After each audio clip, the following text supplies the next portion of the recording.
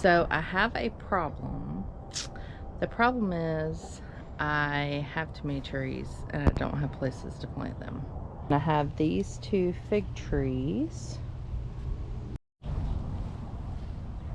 I have this tree, I'm not real sure what it is. And there's the duckies. Duckies.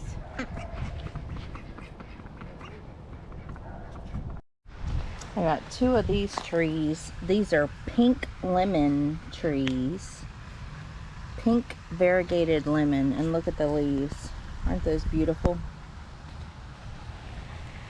So I have those 2 there. And then I have a lemon tree right there in that black pot. And one over here in this black pot. I believe this is a lemon tree.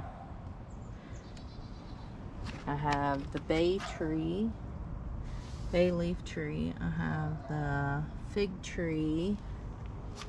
I have this tree over here. Let's see, it's not labeled. There's some sort of citrus. And then this is a rose of Sharon. I need to get that out probably. That needs to go outside. It doesn't like it that hot. Rose of Sharon outside. And then these are not moringa, but papaya. And I'm not real sure if it's gonna, I mean, it's still green. It's still attached. But we'll see what happens with that. This one is a key lime right here. This one was a it's a spice tree, but I can't remember what it was. Loquat. It's a loquat tree. And these 2 over here, I'm not real sure. Let's see if they're labeled. I don't see any labels on these. So, we'll just have to wait and see on those. And I believe this is a lime, a kiwi vine. And it's, right now, it is 110 degrees in here.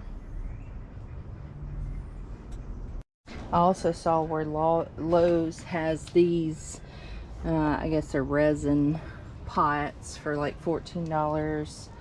And those are, I think, maybe 20 gallon. And this is where I planted my 3 olive trees. Got that one, which is looking really good. That one. And that one. And these are the pots. Those 2 pots right there are the ones from Lowe's that were $14.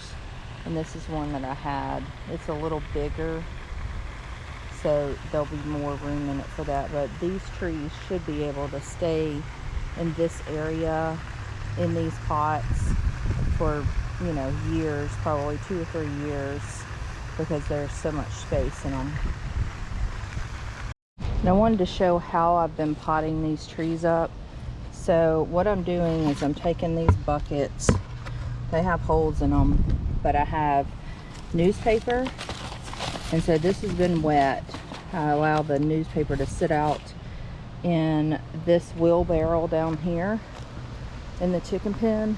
That blue wheelbarrow, you can see, has newspaper in it. And also I put newspaper in their chicken pen and just let them scratch that around, and that works into the soil and helps make where it holds moisture.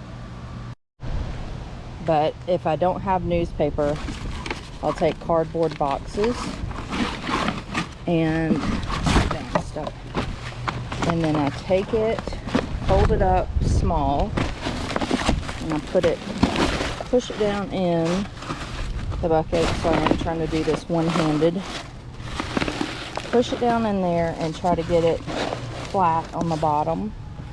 And then I'll take, this is dirt from my chicken pen, And I'll take, and that is actually what I will put at the bottom, because it's got a lot of moisture, because it does have the newspaper, and I mean, it's even got rocks, and there's chicken poop, there's red clay, there's sand, there's all grass, leaves, all kinds of stuff. Whatever I put in the chicken coop usually rolls down hill and makes this compost.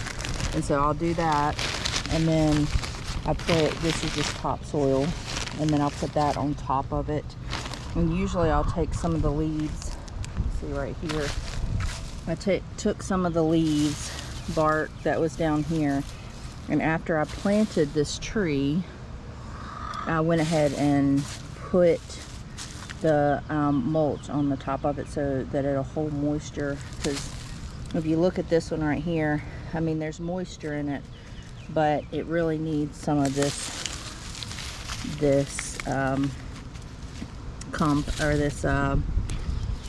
mulch around it.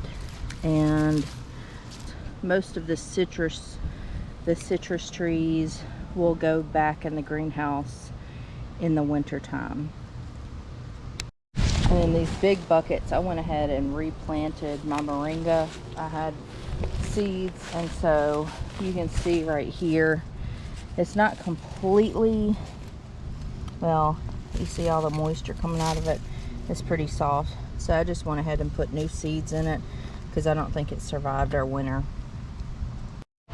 I wanted to show the results of what happens when you fill your buckets like this.